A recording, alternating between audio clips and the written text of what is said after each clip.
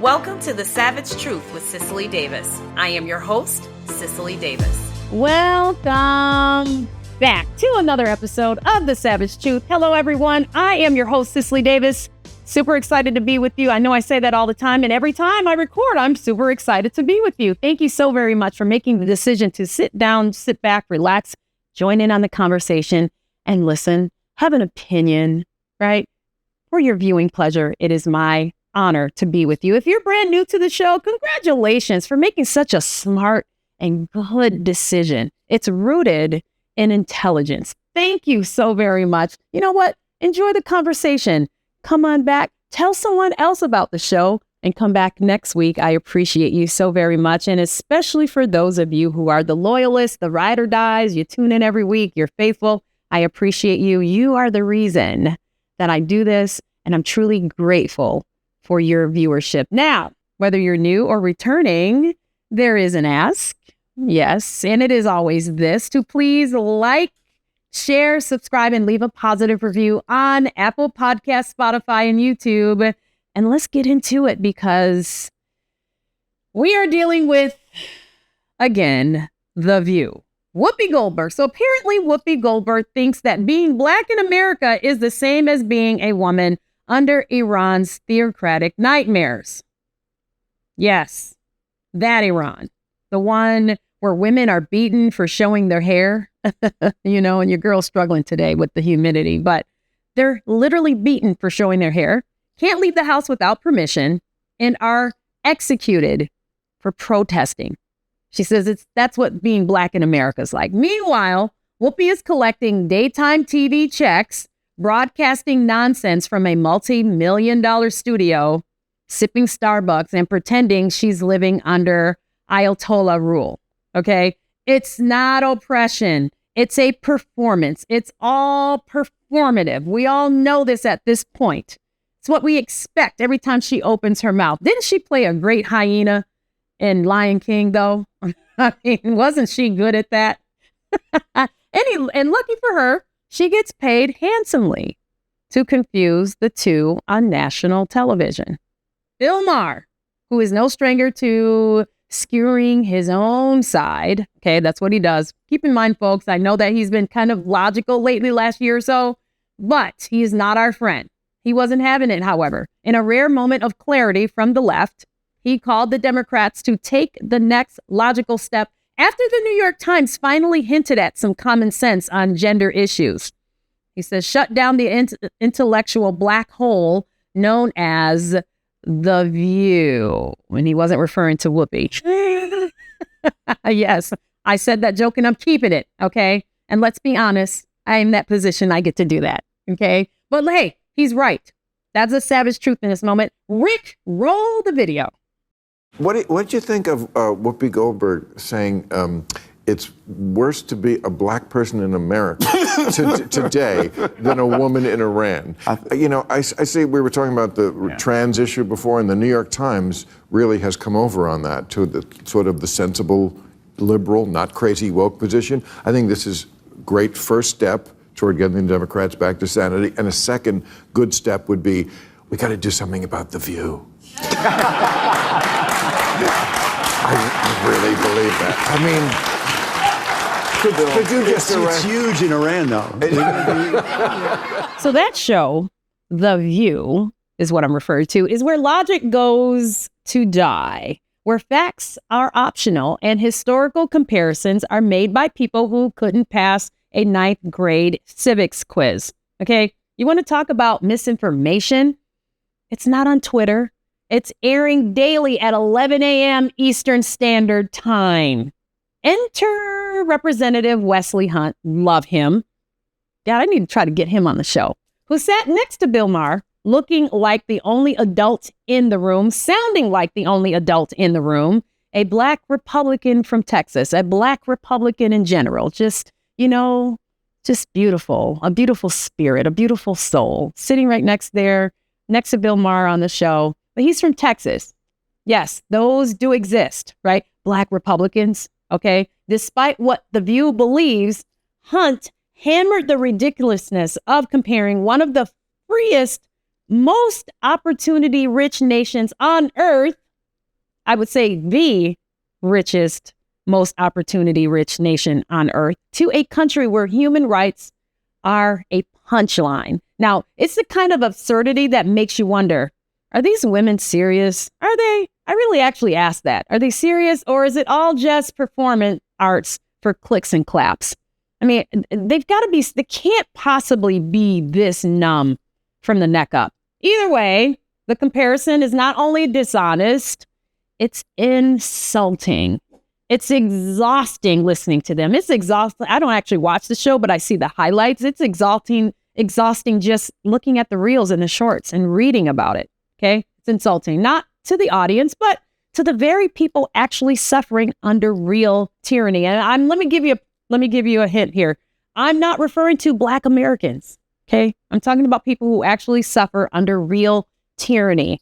And then, bless his spine, Representative Wesley Hunt stepped up and dropped a truth bomb so big it probably triggered half the staff over at The View. With grace, facts, and experience, not theoretical oppression studies, Hunt dismantled Whoopi's fantasy land in under 60 seconds on the Bill Maher show. He explained that he proudly represents a majority white district in Texas. That's white people, folks. White people, white voters, majority white, opposite of him. The kind President Trump would have steamrolled by 25%. And yet, the same district elected him, a Black conservative man. Black.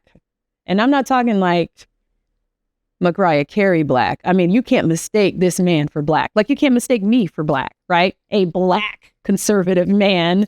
He's a descendant of slaves, great-great-grandfather born on Rosedown Plantation, but clearly that part doesn't fit the oppression narrative. So Whoopi probably tuned it out somewhere between her second latte and third victim monologue. Rick, roll the footage. My district in the great state of Texas is actually a white majority district that President Trump would have won by 25 points. As I said, I'm a direct descendant of a slave. My great-great-grandfather was born on a Rosedown plantation. I am literally being judged not by the color of my skin, but by the content of my character. That's the progress because, like, a lot of white people had to vote for me. A lot. So wait, I don't even ever want to hear Whoopi Goldberg's conversation about how it's worse to be Black in America right now. That's a bit far. And my father, who's 75 years old, he was a man that was in the French quarters that had to go get a sandwich to the back door of the building. And his son is now a United States congressman in a white majority district in Texas as a Republican. That is America. That's America. Now we need to pause there because Hunt said what should have ended the conversation. This is what he said, and you saw the video. I'm literally being judged not by the color of my skin, but by the content of my character. Isn't this what we all went through all that mayhem and chaos for back in the day before I was born, right? Isn't that what we went by? Didn't we believe Martin Luther King when he said that? Didn't that sound great? Weren't we all clapping for that? Sound familiar? That's called actual progress, people. It's called actual progress. Now, I'm not yelling at you because you're on my side, but maybe you have some, Democrat-leaning relatives or friends, and you can point them to this episode or at least explain that to them, okay? That's called America working. And yes, Whoopi, it's possible today, not in some imaginary utopia that only exists if you ignore every success story that doesn't vote Democrat. You want real injustice? Look at Iran, where women are killed for dancing in the streets. You can't twerk in the streets in Iran, you get killed. Okay? Not Houston, Texas, where a Black Republican is thriving in a Trump-heavy district. But nuance doesn't sell outrage. And Whoopi's built her career on one thing and one thing only, playing the same tired tune on the violin of victimhood. And it's about this big. Hunt finished with a mic drop so clear it should be framed. So I don't ever want to hear, as he says, I don't ever want to hear Whoopi Goldberg's conversation about how it's worse to be Black in America right now. Boom. That's not just a rebuttal. That's a national reality check for these Democrat-leaning, chaotic, divisive people. Okay? If you're still clinging to the nothing's changed narrative in the face of living, breathing proof of American opportunity, then maybe it's not the country that needs fixing. It's your world view. Maybe the real oppression is being stuck on a show where truth goes to die and common sense never had a seat at the table. How about that? Now, let's move on. Let's talk about Mark Cuban. So hard sometimes, Rick, to talk about these people, but I have to report. I gotta give it to the people. We gotta kind of break this stuff down. Mark Cuban. Isn't this rich? I mean, literally rich. Now, according to Mark Cuban himself, Kamala Harris's team allegedly approached him in the past about being vetted for vice president. Oh my gosh. I think, Rick, we might, when we're setting up for the show, we might want to include like a little bit of a barf bag, because there are times when I go back to this stuff and I get nauseous. But yes, folks, you heard me right. Kamala was still clinging to the VP seat like a TikTok intern at a White House briefing. Her own people were apparently out there auditioning billionaires like it was a casting call for Veep. Now, mind you, after they didn't make it across the finish line, they hated billionaires, and yet they were interviewing billionaires to be vice president. This is interesting. And who did they tap? None other than Mark Cuban, the guy who made his fortune on .com hype and now moonlights as the progressive uncle at Thanksgiving who lectures you on income equality between wine tastings. Now, if this story's true, it proves one thing and one thing only. Even her own team seemed to know the Kamala Harris experiment had expired like a carton of oat milk in August. Okay, let's just take a moment here. Kamala Harris once billed the historic, the trailblazing future of the party was allegedly so unpopular, so ineffective that Team Harris, oh, that'll make my dog bark. That Team Harris, all right, that's enough. I know, it's upsetting, but it's upsetting. I know. That Team Harris went window shopping for a shiny new VP with a fan base and a balance sheet. And Mark Cuban, God bless him, I mean, it's not his fault, was the best idea on the board? Really? That wasn't vetting. That's a political panic shopping. That's what that is. Cuban made no business, but he's not exactly the poster child for relatable leadership. And honestly, Savage, truthfully, if this was the Democrat backup plan, it's no wonder voters were kind of sprinting towards anything resembling competency. Just imagine the Democrat strategy meeting. Well, Kamala's approval numbers are lower than airline peanuts. Hey, anyone know a billionaire who owns a basketball team? Let's choose him. Peak 21st century politics, folks, where optics rules, principles drool, and the VP shortlist reads like Forbes Gala RSVP. My goodness, they wanted Mark Cuban for vice president of the United States. I truly enjoy this show. We need to talk about AI because, in all seriousness, AI is indeed killing our schools. It's killing academia, folks. You know, there was a time when schools were places where young minds were trained to think critically, write clearly, and wrestle with complex ideas.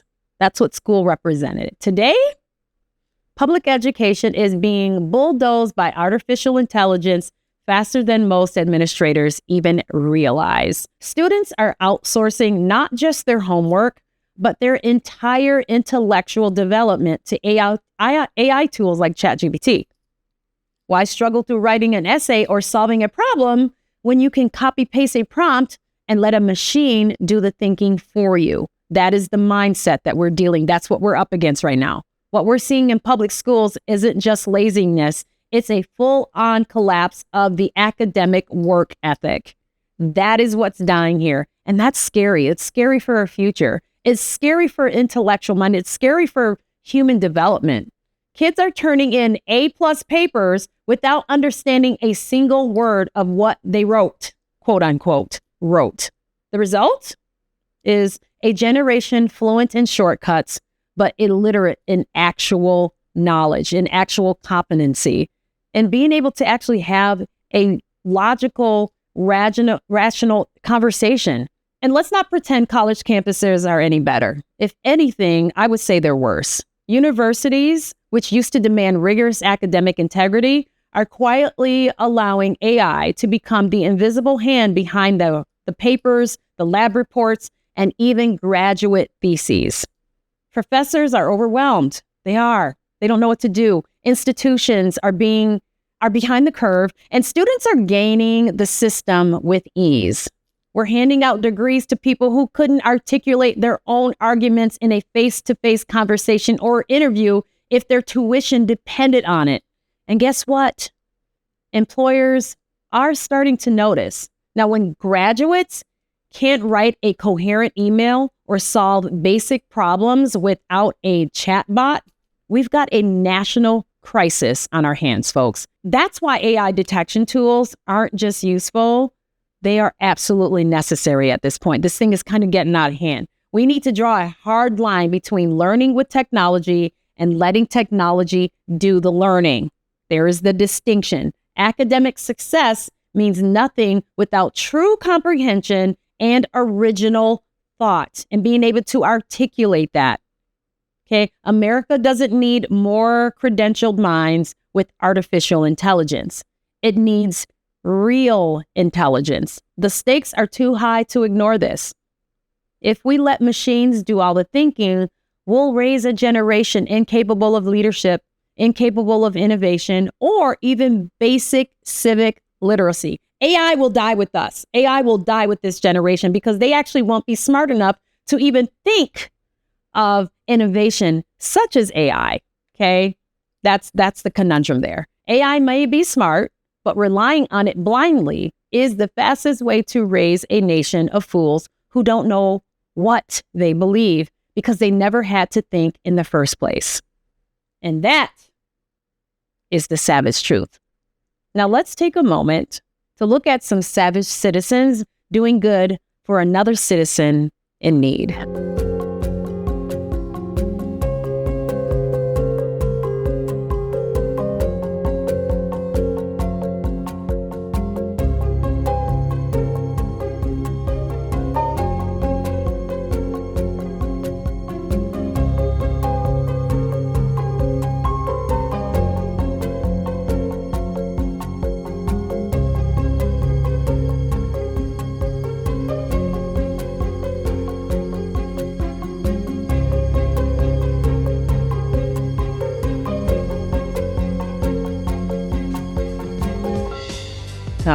Please like, share, subscribe, and leave a positive review on Apple Podcasts, Spotify, and YouTube. And remember, as always, to be bold, be strong, be faithful, be true. Till next time, I'm Cicely.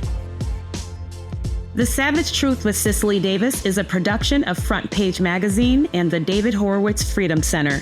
Reproduction of this podcast without express written consent is prohibited.